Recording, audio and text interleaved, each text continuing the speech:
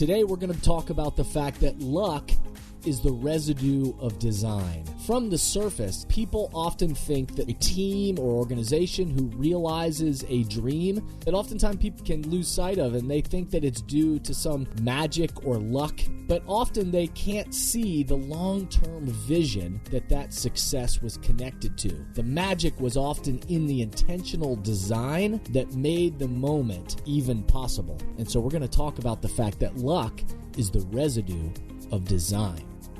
Welcome back to The Thermostat with Jason Barger.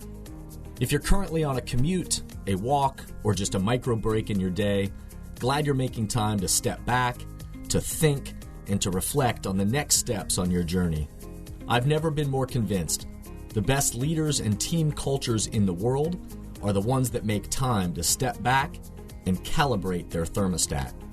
I hope today's conversation leaves you feeling grounded and inspired. Now let's dive into today's topic to engage our minds and hearts in order to authentically lead and create compelling cultures wherever we are in the world.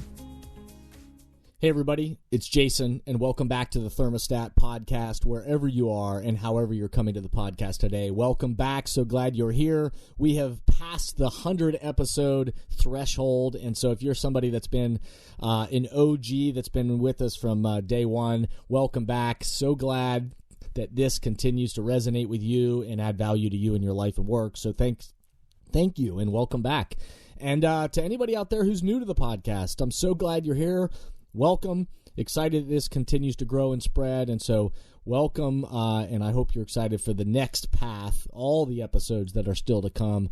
Thanks for making time. It's my hope always that with this podcast that this is a place for you to step back, to be filled with positive thoughts, and to really recalibrate your own thermostat for your life and work. I'm more convinced of this than ever that authentic leadership and compelling cultures are needed more than ever in the world today. So glad that you are here. If you would do me a favor before we launch into today's episode, if you'll do me a quick favor, like 1 minute, literally, just rate this podcast 5 stars, please. That would be great. Thank you. If you're also willing to leave a positive review, these are just the ways that this spreads. That's the way the algorithms work. So I hate that I even have to ask for that. But if you're willing to do that, that helps immensely. And also, I just invite you to share this with the people in your team, throughout your organization, and your colleagues on social media. However, if something resonates with you, share it, because that's how messages are amplified in the world. I also want to just say a quick thank you to everybody that attended the recent Thermostat Cultures Live event in Columbus, Ohio, or participated virtually.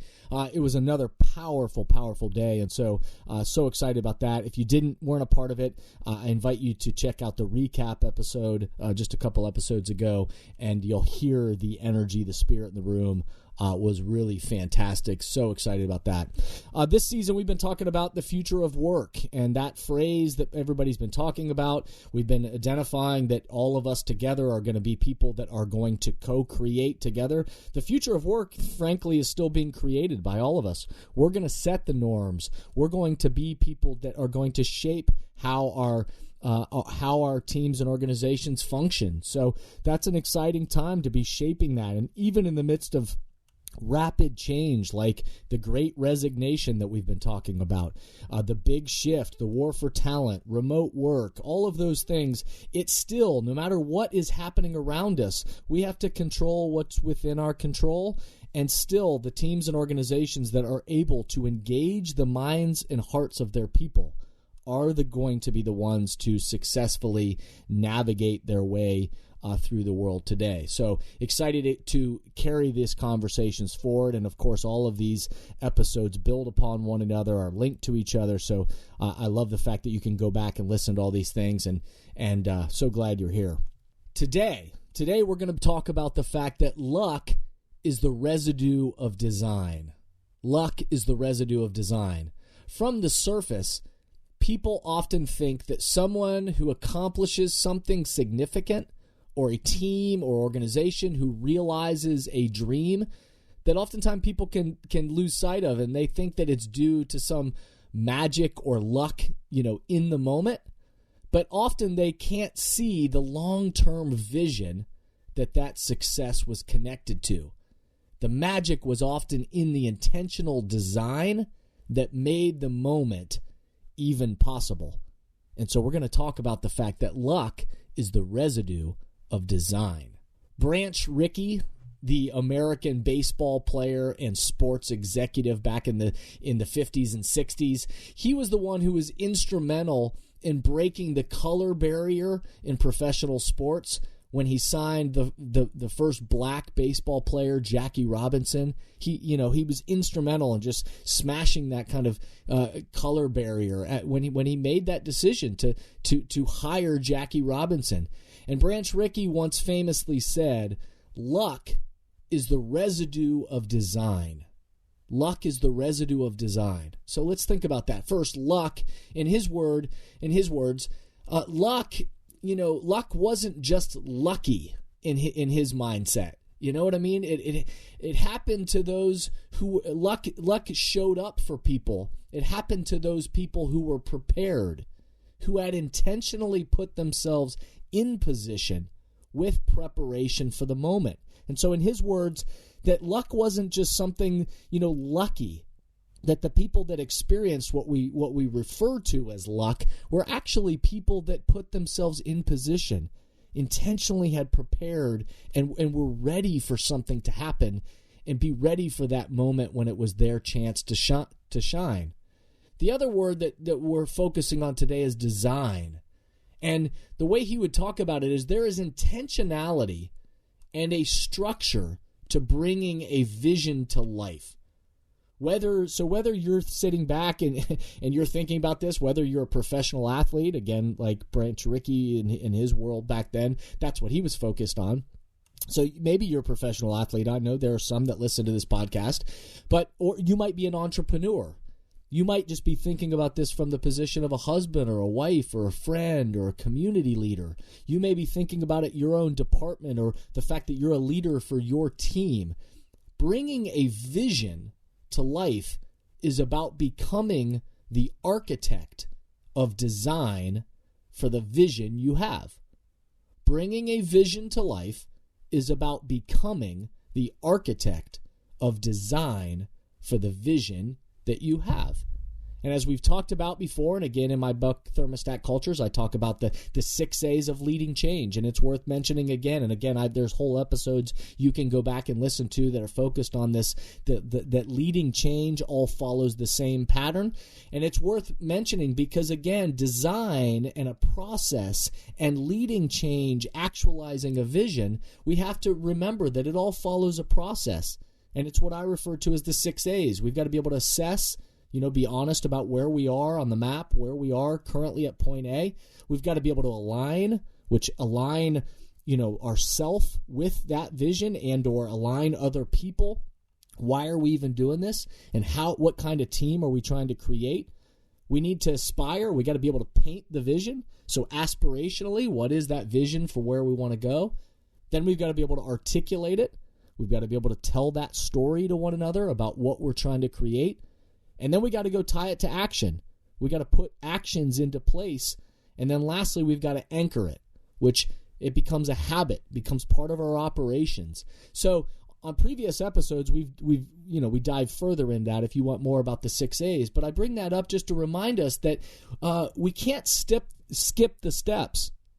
That when we talk about actualizing a vision, there's an actual process, and that's the way we lead change. And so let's hold that out in front of us as we enter today's topic of that luck is the residue of design. But first, let's take a quick break, pause for a second, and we'll be right back.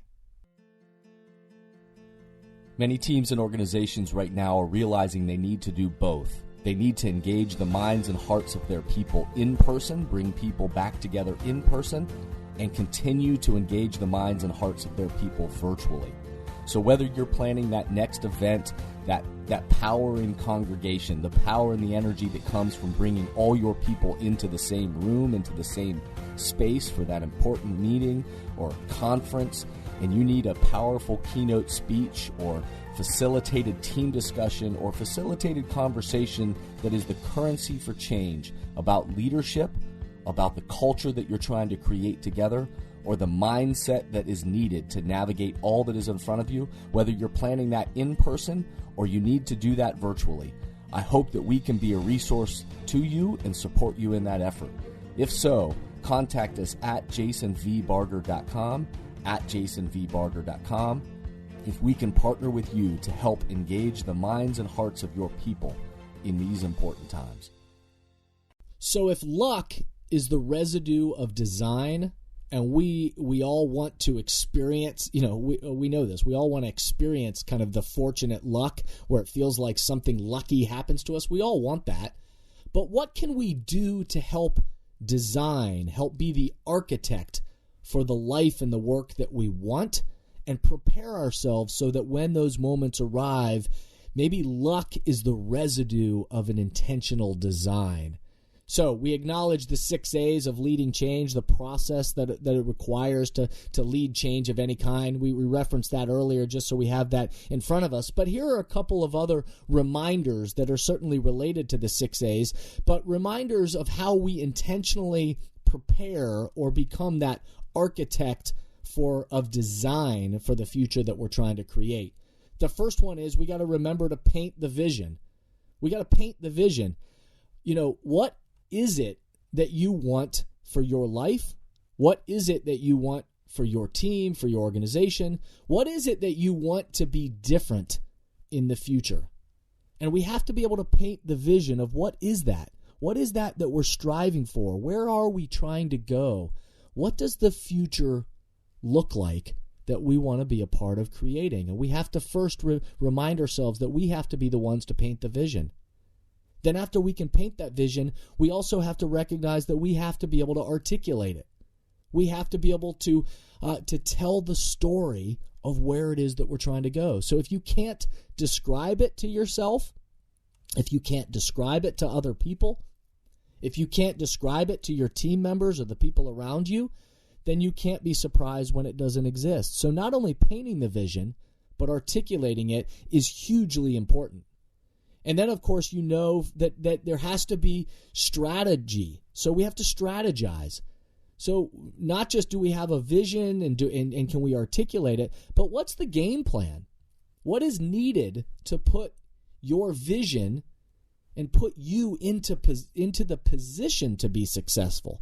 In order to be at that moment where all of your preparation leads to the point where maybe you can, quote unquote, get lucky and have that magical moment, what is needed in order to put yourself or your team or your vision into position to even have that chance? What's the game plan? What's the strategy of how you're going to move forward? And then we got to remind ourselves that it's time to go to work, that anything significant takes hard work.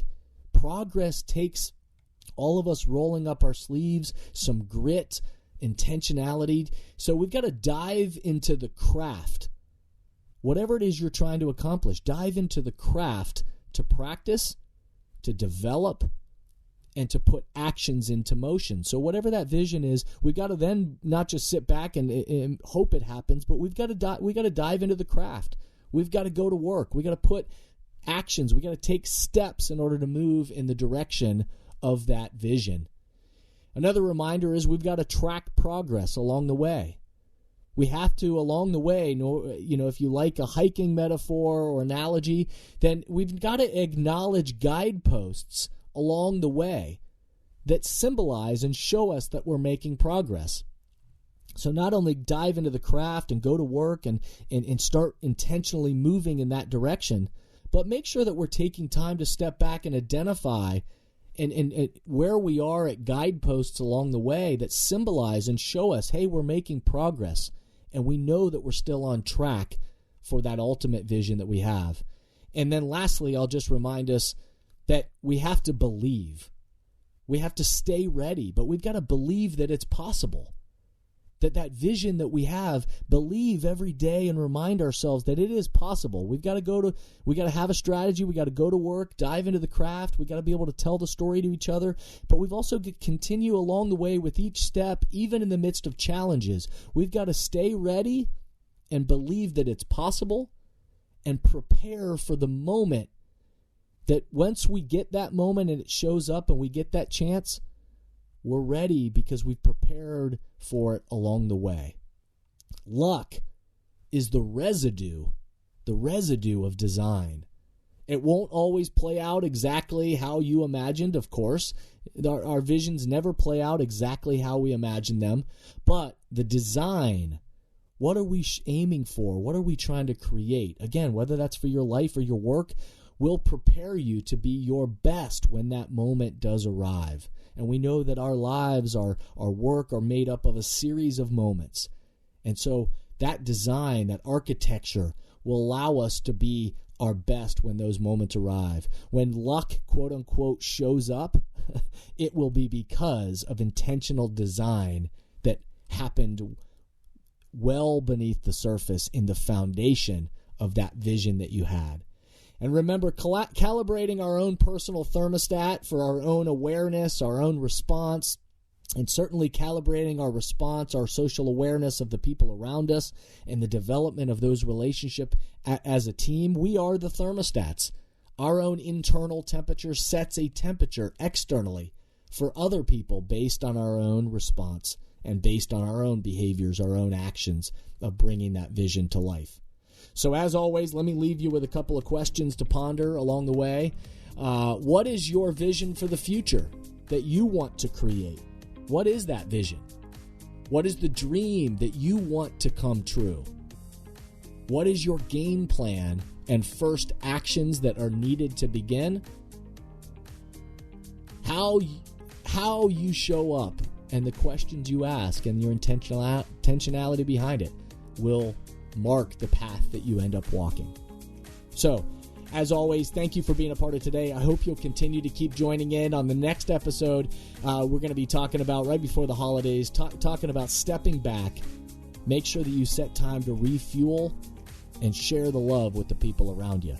Remember, the best leaders, teams, and cultures on the planet stimulate progress by recalibrating their thermostats together.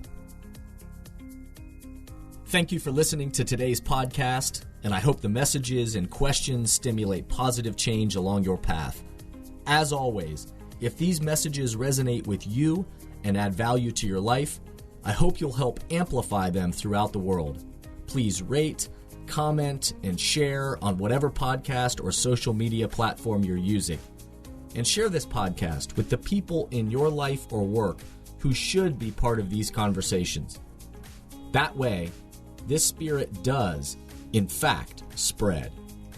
If these messages or developing leaders and culture would be helpful to your organization, or you have a question or comment about this podcast, please contact us at jasonvbarger.com. And remember, we all are ambassadors for the culture we want to create in our life and work. We have to own the vision we want to be a part of. The future of leadership is you, is me, is us. Be a thermostat.